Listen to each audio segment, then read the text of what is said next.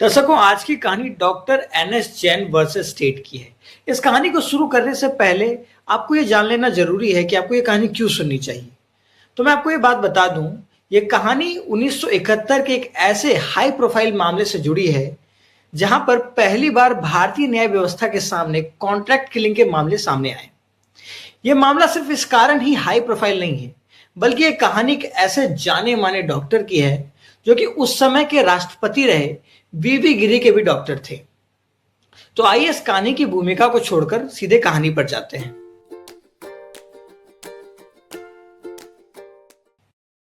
तारीख थी 4 दिसंबर 1973। नई दिल्ली के पोस्ट डिफेंस कॉलोनी में शाम के करीबन 7:15 बज रहे थे। डॉक्टर एनएस जैन, जो कि उस समय के तत्कालीन राष्ट्रपति के भी डॉक्टर थे और बहुत ही चर्चित डॉक्टर थे, अपनी पत्नी विद्या जैन के साथ घूमने के लिए बाहर निकलते हैं। लेकिन जैसे ही डॉक्टर अपने कार में जाकर बैठते हैं, वो पाते हैं कि उनकी पत्नी उनकी कार में नहीं है। जब वो बाहर देखते हैं तो विद्या जैन पास के ही एक नाले में लहूलुहान हालत में पड़ी हुई थी और वहां से दो लोग भाग रहे थे। जब डॉक्टर जैन उन दो लोगों का पीछा करते हैं तो वो दो लोग डॉक्टर जैन को पिस्टल दिखाते हैं और डराकर भाग जाते हैं। और इसके बाद जब डॉक्टर जैन आवाज लगाते हैं तो उनके घर से नौकर और उनके रिश्तेदार बाहर निकलते हैं और विद्या जैन को अस्पताल लेकर जाते हैं। परंतु आधे रास्ते में ही विद्या जैन दम तोड़ देती है।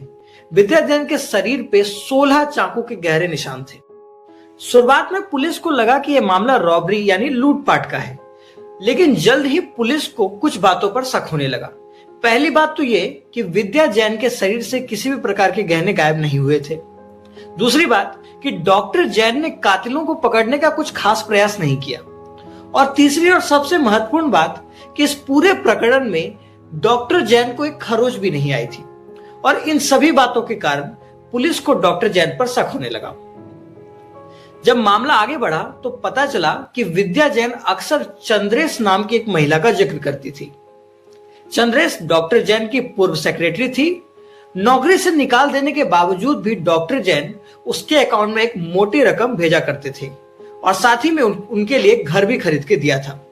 पुलिस को यह समझते देर नहीं लगी कि इसका मेन मोटिव लूटपाट नहीं करना था, बल्कि विद्या जैन को रास्ते से हटाना ही था।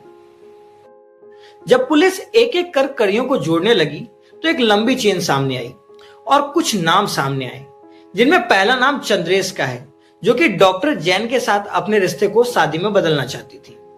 दूसरा नाम राकेश का है, जो चंद्रेश का दोस्त था और कंटोनमेंट एरिया में हवलदार था, जिसने चंद्रेश को अन्य अपराधियों से मिलवाया। तीसरा और चौथा नाम कल्याण और भागीरथ का है, जो बिचौलिए थे जिन्होंने अपराधियों का इंतजाम किया। चौथा और पांचवा नाम उजागर और करतार का है, जो कि पेशेवर अपराधी थे और जिन्होंने विद्या जैन की चाकू मारकर हत्या की। चांदनी चौक के एक रेस्टोरेंट में डॉक्टर जैन, चंद्रेश और ये हत्यारे ने मीटिंग किया और यहां इस घटना को अंजाम देने का प्लान बनाया। चंद्रेश की यह सख्त हिदायत थी कि डॉक्टर जैन को एक खरोंच तक नहीं आनी चाहिए और यही हिदायत डॉक्टर जैन के लिए बाद में जाकर फंदा बन गई। मामला जब अदालत पहुंचा तो यह भारत में कॉन्ट्रैक्ट किलिंग के शुरुआती मामलों में से एक मामला था और साथ ही में एक बहुत ही हाई प्रोफाइल मामला भी था। बात करें कोर्ट के फैसले की तो इस मामले में कोर्ट ने डॉक्टर जैन, चंद्रेश और राकेश को क्रिमिनल कॉन्स्पिरेसी के लिए आजीवन कारावास की सजा सुनाई। वहीं पे असली अपराधियों को करतार और उजागर, जिन्होंने इस अपराध को अंजाम दिया था, उसे कोर्ट ने सजाए मौत सुनाई। जब यह मामला सुप्रीम कोर्ट पहुंचा तो सुप्रीम कोर्ट ने भी सजा को बरकरार रखा। हालांकि इस मामले में लोगों ने यह आलोचना की कि चंद्रेश और डॉक्टर जैन को सजाए मौत क्यों नहीं दी गई। हालांकि यह मामला देश में कॉन्ट्रैक्ट किलिंग के शुरुआती मामलों में से एक था, तो शायद ये हो सकता है कि कोर्ट इसमें कोई क्रिमिनल कॉन्स्पिरेटर के लायबिलिटी को डिसाइड करने में चूक गई हो। तो ये थी कहानी doctor NS Jain versus state की। ऐसे ही कहानी के लिए जुड़े रहें। धन्यवाद।